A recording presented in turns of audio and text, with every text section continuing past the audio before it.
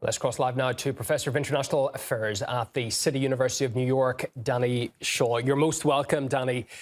We're hearing it there. We've heard it before. Countries claiming that US aid is involved in groups that undermine their governments.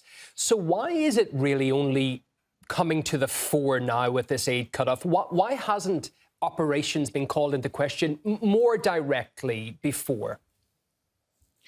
That's a great question, Union. For how long has U.S. aid been a spearhead of U.S. imperialism? We saw the coup in 2019 in Bolivia. We saw the 2009 coup in Honduras. U.S. aid had a lot to do with this. They have a $25 billion budget. Certainly we, the American people, can use that $25 billion right here at home to generate more jobs and economic possibilities. I think it's important to also point out that 201 years after the Monroe Doctrine, the United States continues to have 72 U.S. military bases spread across South America and the Caribbean. China and Russia do not have even one base in the hemisphere. So I think this comes as welcome news that U.S. aid is now cut off and hopefully a relic of America's imperial past.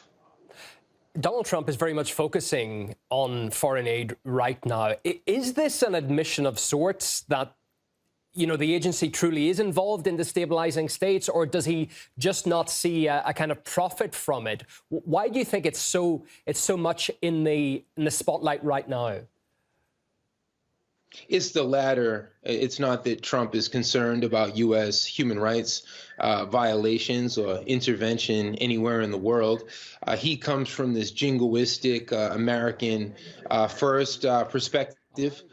As an anti-imperialist, I would be highly critical of Trump and so much of what he has done, whether it was in Syria or Palestine. But in this case, the fact that he is cutting off the faucets of U.S. aid funds, how many billions and billions of dollars have been invested in the recolonization of the Middle East, of Southeast Asia, of South America and the Caribbean. So I think people from across the world, we heard from Andres Lopez Obrador, we've heard from so many other leaders, Nicolas Maduro, Miguel Diaz-Canel. Many people are celebrating this as a major victory for the sovereignty of what has long been called the Third World. A lot of that money that went to Ukraine, for instance, went on weapons. The war effort continued because of that. How does this now affect that going forward? Could it, in a way, make peace closer? Well, in the multipolar world that we live in, we see different trading and economic and military blocs. The Shanghai Cooperation Organization and ALBA here in the Americas increasingly have more and more influence.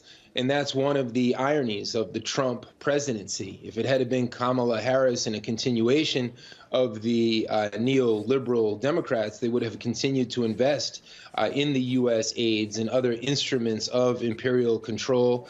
Trump has a different agenda.